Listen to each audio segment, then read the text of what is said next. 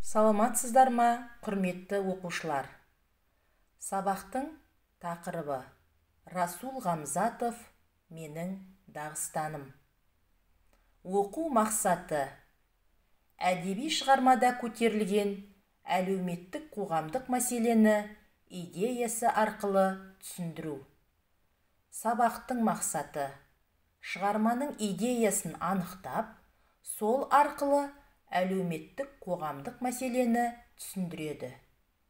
Бағалау критерийлері шығарманың идеясын анықтайды, көтерілген әлеуметтік қоғамдық мәселені түсіндіреді. Оқушылар, біз қазір 5 неліктен әдісі арқылы шығарманың мазмұнына шолу жасаймыз. Бұл тапсырманың ерекшелігі сіздерге берілетін сұрақтың барлығы неліктен сұрау есімдігімен басталады. Неліктен автор мен Париждегі дағыстандық суретші кездесті? Неліктен суретші туған еліне қайтпады?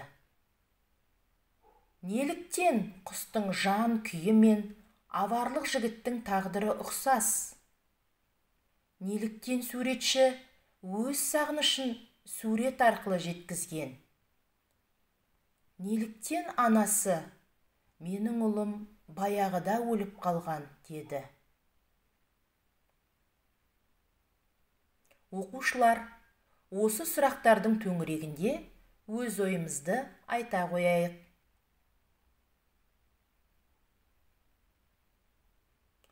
Сіздердің берген жауаптарыңызға қарап, шығарманың мазмұнын толық игергендеріңізді байқадым.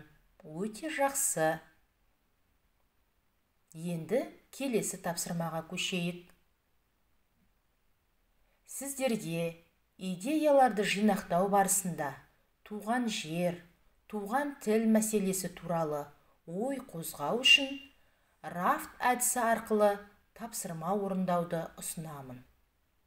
Рафт, роль, аудитория, форма, тақырып.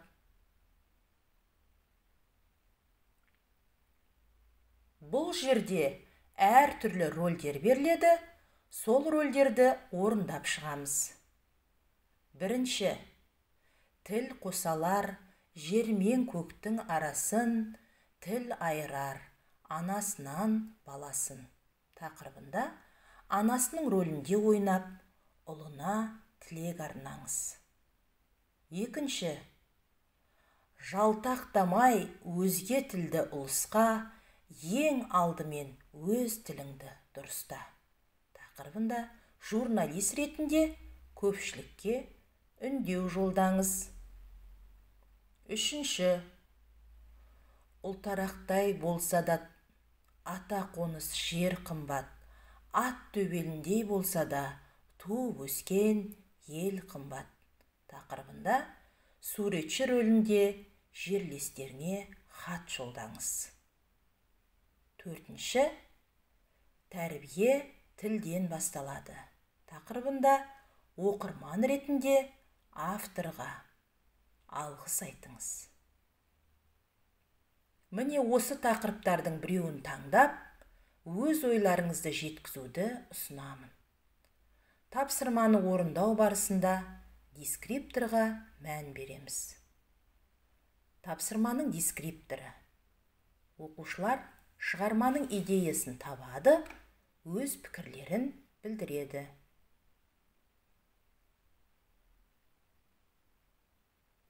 Оқушылар, сіздердің анасы ретінде ұлына арнаған тілектеріңнен, суретші ретінде жерлестеріне арнаған хаттарыңнан, авторға айтқан алғыстарыңнан кейін келесі тапсырманы орындатуды жөн деп санадым. Бұл тапсырма Т кестесі әдісі арқылы орындалады. Кестенің оң жағына шығармадағы қозғалған әлеуметтік мәселелерді жазасыздар, ал сол жағына сол мәселелердің қазіргі қоғамдағы көрінісі туралы ойларыңды түсіресіңдер. Дескриптор. Шығармада көтерілген әлеуметтік мәселені табады, қоғаммен байланыстырады.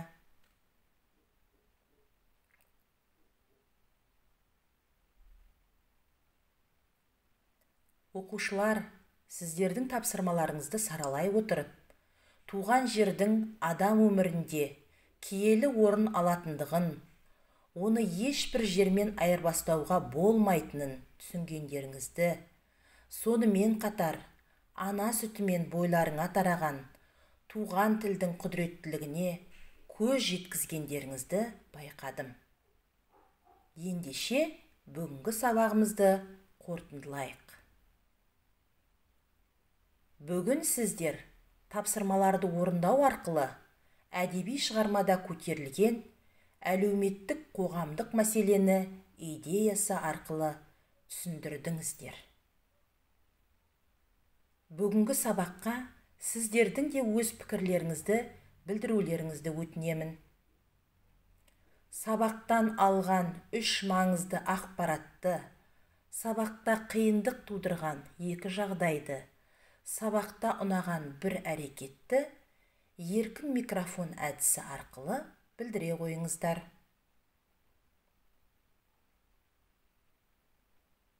Үй тапсырмасы.